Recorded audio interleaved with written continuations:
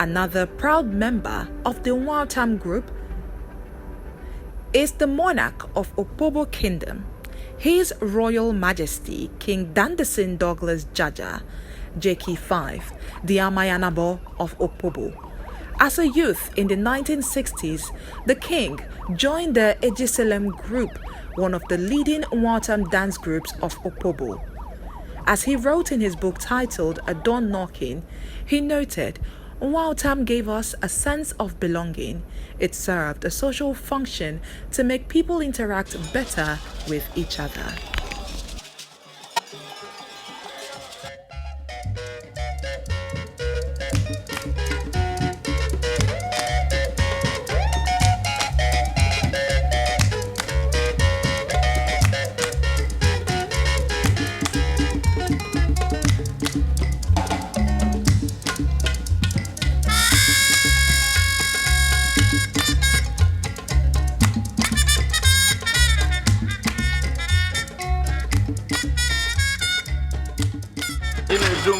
I beg a voice so you come out. Listen, one voice. Listen, as soon as they go play, now play with Bala, not be continue to dance well. This group will grow and will be better. You will be the best. Just remember that. We don't look for trouble. Just dance, enjoy yourself, and this group will continue to grow.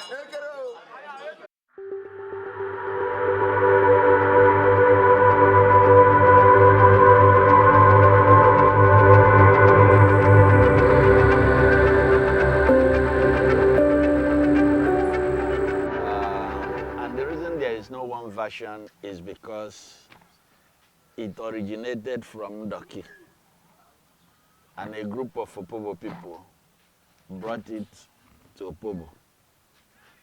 And what they brought to Opobo has since transformed into a major festival beyond what obtains in Ndoki land. They have since then also transported Watam to other parts of Ibanik land. They took it to Boni. They took it to Andoni areas. And now Watam is in Ikwere areas, Ogoni areas from Opobo. Because the Opobo groups went and set up branches. Wherever they had settlements, they performed Watam. And the indigenes of those communities joined. Each settlement had its own story. You have Watam in Queenstown. I should take you to Queenstown, but only when you buy new canvas shoes, because you run until your eyes are coming out of your head. The Watam in Queenstown is not a gentleman at all. Chases you, gives you a hard time, and if all those juju you don't do before, that day you must confess. It will chase you into the river if you've had anything to do that is evil. So you now see why there can be one story. But there is something that is common to Watam. It's a unifier. It has the organic magic of attracting support as a community traditional play.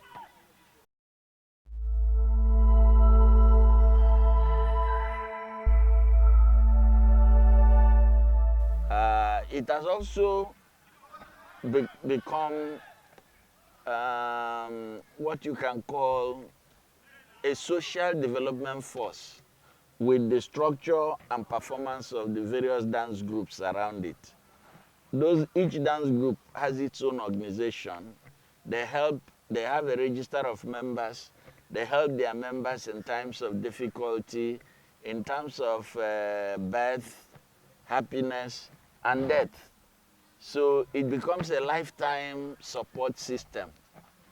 And you can't say because it's happening that way in one group, the other group must do. No, each group has its own. In Opobo, they have 6 main groups. We call them ukes. Each uke is different and is open to all sides But you cannot join two cases at the same time.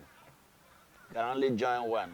Because on the one time day, if they hear that you left their Ibiba and went to follow Lauren, they will come there physically, carry you, and beat the hell out of you to teach you discipline. So the one time story is not really one story, but it's a unifier.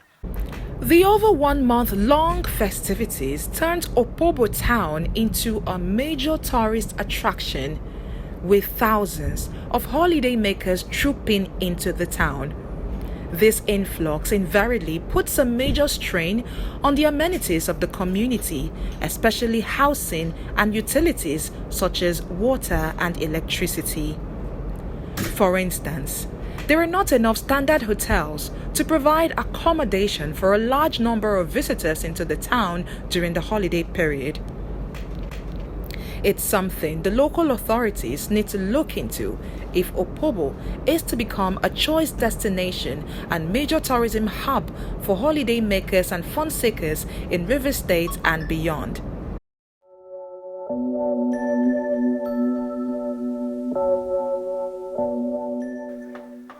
That was how we created Opobo International Boat Racing and Regatta. If you remember, Cape Town is famous for its motorboat racing on the waterfront. Oh, they have a 3-season calendar every year when the boat clubs come there to race. All over the world. You have the Australian long canoe races, you have the Chinese long canoe races, and they all happen in Cape Town. So when we created the Opobo International Boat Racing and Regatta competition, we were looking at what happened in Cape Town. The attraction, as you pointed out, was that stretch of water. Stretch. You've not even seen it. We'll take you in a boat next year, God willing. We start from where the Imo River meets the salt water.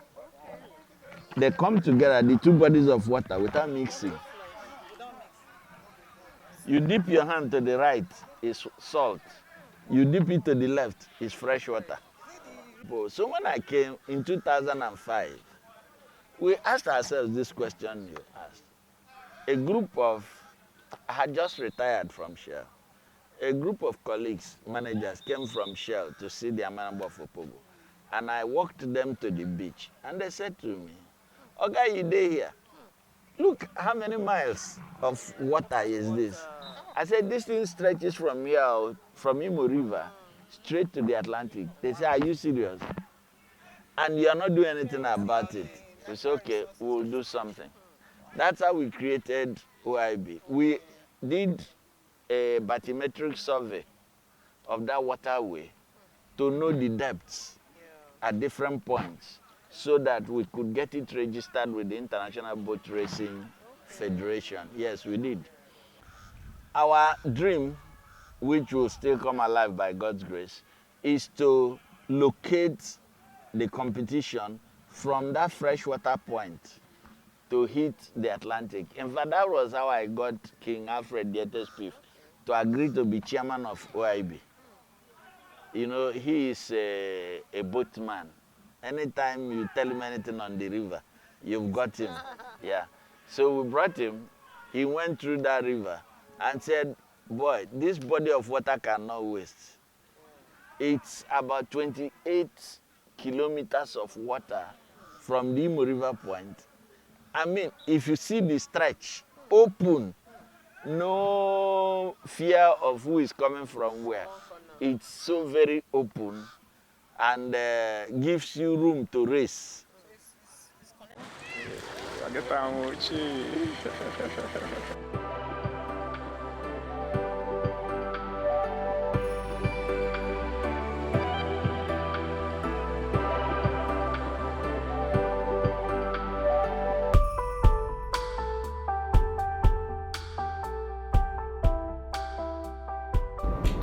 Situated on the Bonny River, which surrounds nearly half of the town, Opobo is a historic town founded in 1869.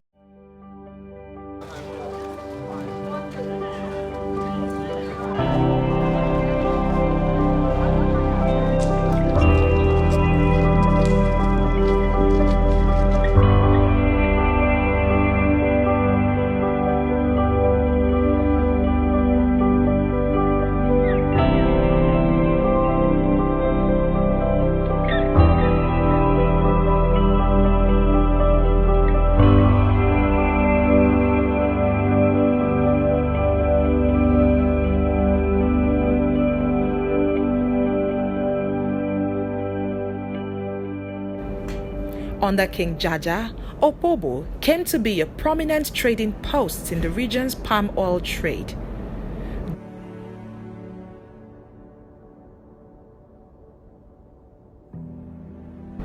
Due to trade disputes with the British in 1887, Jaja was arrested and sent on exile. He was first taken to London and later to Barbados in the Caribbean.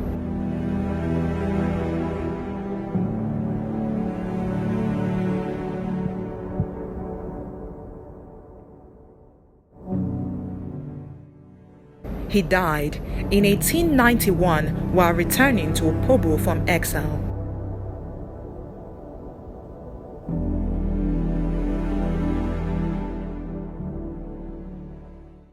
All over the town are historical relics of the era, including a giant bell, which was usually rung to signify outbreak of war.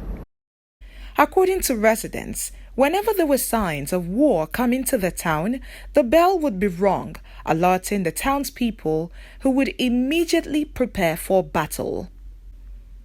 At the city center stands a statue in honor of King Jaja, which has become a major attraction of visitors to the town.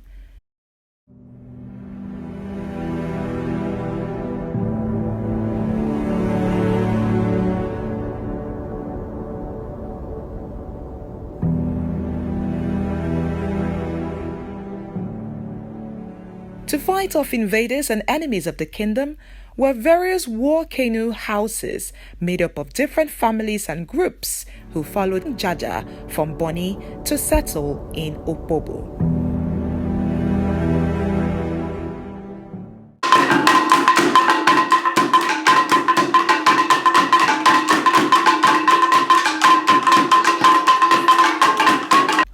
Today, their descendants no longer have to fight any battles and instead of being warriors are into different professions and businesses. Dr. Christian Emmanuel Jaja is one of such descendants. A staff at the University of Port Harcourt's Teaching Hospital, Port Harcourt, he shared the origins of the war canoe house system and its historical and cultural significance to the community. Okay. What do we mean by war canoe house? Those people or those houses that moved with King Jaja from Bonny to settle in where we are today. Yes, we walk.